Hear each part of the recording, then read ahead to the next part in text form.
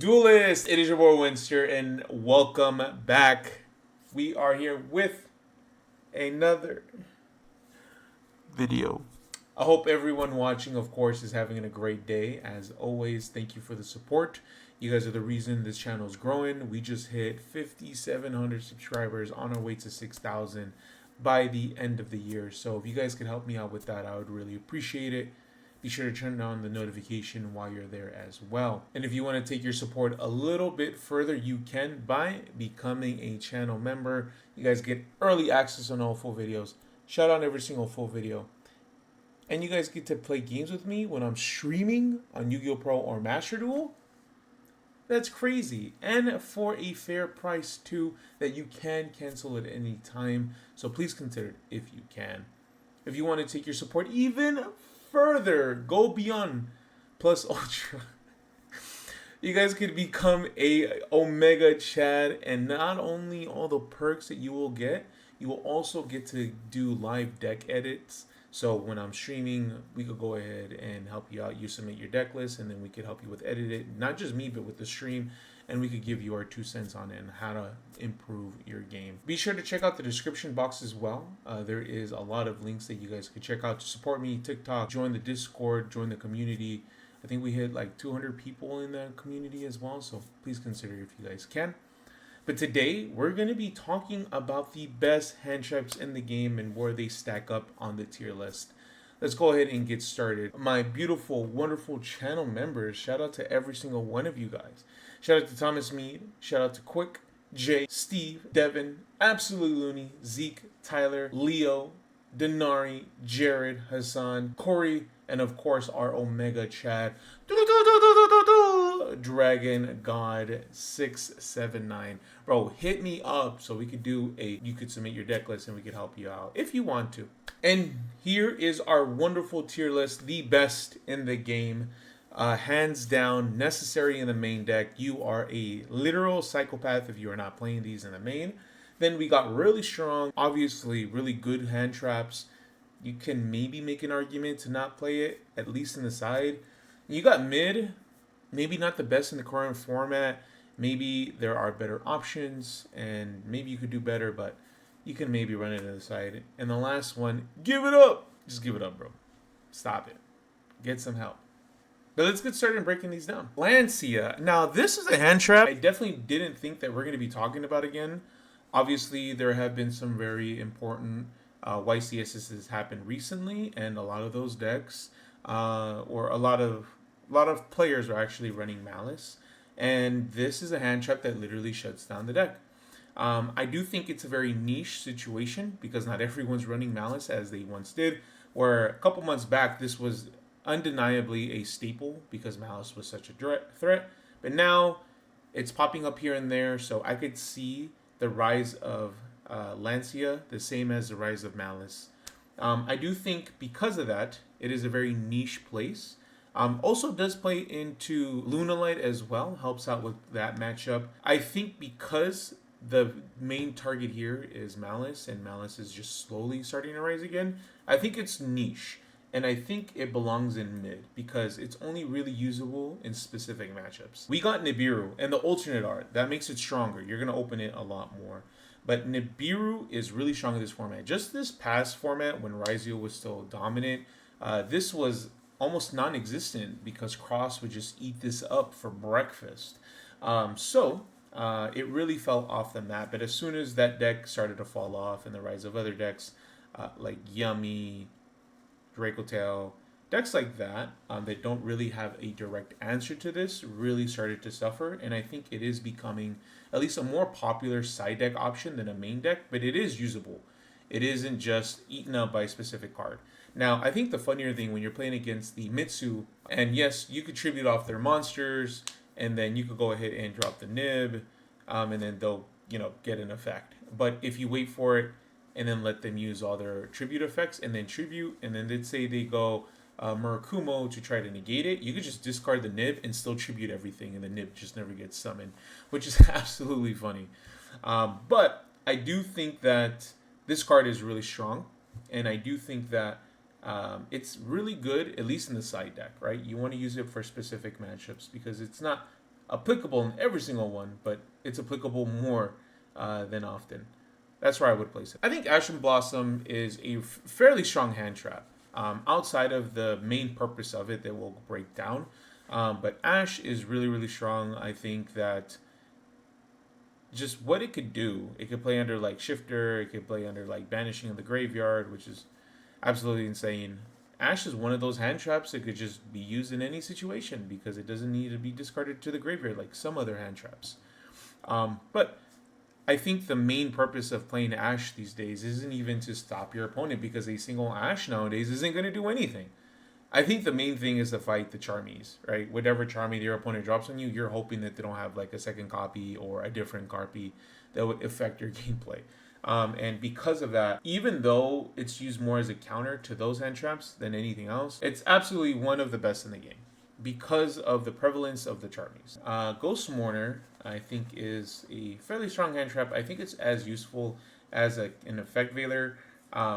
But I think singly, I don't think it really does much. Because it only could really work on target, like, special summon monsters, where Effect Veiler could, like, be used anywhere. And I think that, yes, at the cost of, like, losing some life points, which doesn't really matter in this format anymore, or it doesn't matter in the game anymore, I think she has really lost the potential.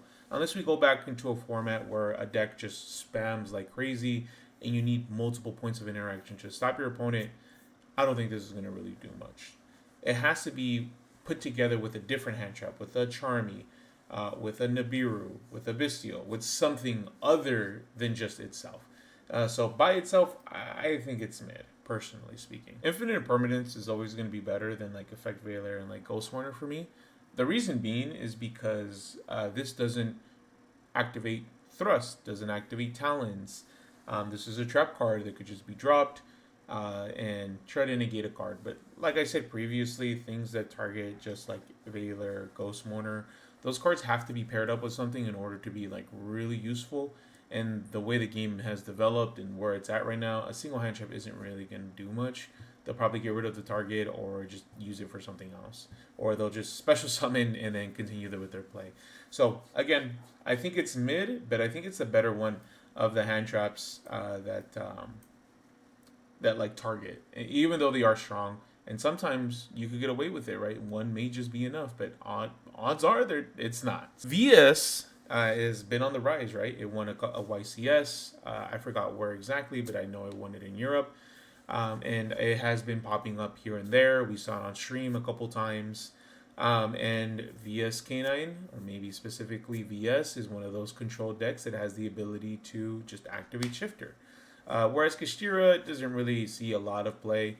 But I do think that VS, on the rise of how strong it still can be in the right pilot's hand, this could be devastating. And Shifter is no laughing matter. Shifter literally shuts decks down, right? Some cards can't even activate under Shifter. And because of the threat, even though it's a one-of that could work in a semi-competitive deck, it's still a threat in my personal opinion. It's just too strong. It's really strong, but because it's a one-of, and one of the decks that can't play it just really got hit on the ban list pretty hard, I could see it at the end of really strong. Dominus Impulse, really, really strong card as well. Obviously, it was really used in Malice a lot. But right now, it's not seeing a lot of play, but by no means it's a weak hand trap. I do think that this card is still extremely strong. And the decks that can play it are going to play it, and it's such a big impact card in my personal opinion. Stops any special summons, and then you could just drop it from your hand. Absolutely crazy in my personal opinion. I definitely think that it is really strong. I wouldn't say mid because just the effect alone is just so overwhelming. So I definitely would probably put it at the end of really strong because one of the few decks that could really play it was just like Malice, but and maybe like I think Fire King as well. I could be wrong. But yeah, super strong card. There's no way that this card will ever be mid in my eyes. Whew, man. Droll in Lock Bird. If Shifter was at 3, this card would be seeing a lot less play. But Droll. Some of the best decks right now just search. And when I mean best decks, Mitsurugi searches like freaking crazy. Yummy, not so much. Maybe they'll search like one time or twice. And a good player would probably play around it. But absolutely devastating, especially to the Mitsurugi line, because that just searches everything. And if they can't search, they can't special summon. So this is extremely impactful. And every deck right now is probably running it, and it just does so much. Mitsurugi is such a threat that like we have to main this card in the deck to stop those decks from playing. Really strong, one of the best in the game because of the threat of Mitsurugi. I think it's in the same boat as like Imperm and Valorant, Ghost Runner, excuse me. Literally the same space because of the speed of the game and the way people will just don't care if their single card is negated because they'll have something else to continue their plays. Yeah, yeah, it's in the same place. I think it's a little bit over Moner because this could just literally be anything, whereas this has to be special summon monsters. So Effect Veiler does take the cake over Moner in my opinion. Bystials are really strong, really good in the format. They could potentially do away with the pesky Morokumo, get away with a pesky Yummy in the graveyard. I think Bystials are really good, and they'll only be used by two decks, maybe more so one. Draco Tail Branded or Branded Despia. Those are the two decks that are really running Bystials. They're not really seeing a lot of play in the side deck either, in my opinion. So I think they're like pretty mid. Only specific decks are running them, but like those decks that do use them are really impactful. I don't think they're like bad by any means, but I do think that only specific decks could like really run them right now and find a good use for them other than being a DD Crow, right? So you could just like play DD Crow, but you don't want to play DD Crow. Perulies, we got some more Charmies. Let's talk about Perulia first. I think Perulia extremely strong. I think right now it's the weaker of the decks. The only real matchup that this has that it's in its like favor would be like Raizio or like Canine. I guess even Yummy, because they summon so much from the hand. Yeah, it's still devastating. Like it's such a devastating one, but I think it's the weaker out of the three. I think that it's at the front end of really strong. Can't sleep on it. Does impact some of the best decks. Specifically Yummy because they summon so much from hand, or they can at least. And the deck that really used it was Canine, and for some reason, that deck isn't as like popular or as meta defining as like Mitsu or Yummy for good reason, right? Malice was the forefront of the meta. Every player was playing Malice in some sort of capacity. There is no way that this card didn't see any play, right? Because he summoned so much from Banish and paired with another like Charmy, it was just absolutely crazy in my opinion. But now coming into this meta, it's just as good, right? Because like all the Yummy players, right, on your turn are going to special summon two from the graveyard. You could just save that Meows. Shout out to a local player. He was like, yeah, just use Meows, not on my turn, but on your turn. After I already went first, because I'm just gonna give you draws, and that's crazy. But I did fool at him, and then I did Meows, but he could have just not gone into the graveyard at all. But yeah, really good card. Also really good against Mitsurugi because he summons so much from graveyard. Yeah, this card is like really good right now. I think it's at the lower end of the best in the game. We got Fua. Yeah, guys. Yeah, Fua. Best hand trap, guys. Like it's the best hand trap. Purge, adding. Yeah, not that the effect is bad, but it's the decks. It's such a restrictive effect, and it does stop an ad. But like you could do the same thing with Ash without any of the restrictions. Yeah, yes, it's not good. Again, not like terrible, but the restrictions that come with it from activating a hand, which you're gonna probably use and you would want to use. So yeah, I definitely think it would probably be like right here. It's so bad, right? Only like Blue Eyes really like took full advantage of it. I just don't. Ghost Bell, yeah, one of the best right now. Like Ghost Bell hits every competitive deck, right? You got the Canine cards. You have the Mitsurugi card. You have the Yummy cards. You have the Draco Tail. You have so much right now. If Ash did not combat the Charmies, I would say Ghost Bell is probably better than Ash right now. And guys, this is the first time this kind of thing happened since I started playing competitive, right? Ash has always been at the forefront, right? One of the best Ghost Sisters, but Bell right now, cool man. Lupus, any Synchro, that's a Yummy, Mitsurugi. Yeah, there's not really much you're doing with Ogre. I think Ghost Ogre is one of the few decks. And personally, it's like my favorite Ghost Sister, maybe like with Ghost Mourner. But give it up, bro. Give it up. Obviously, this is really here for the Draco Tail cards. Anything that special summons, right? That's a spell card.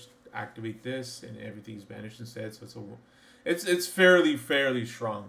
Again, intended for the Draco Tail. Also usable in like branded as well. Retaliating Sea, I think it's as niche as like Lancia, but it's just as potent. And it's because Draco Tail, again, arguably one of the best decks in the current format, is just what it is, right?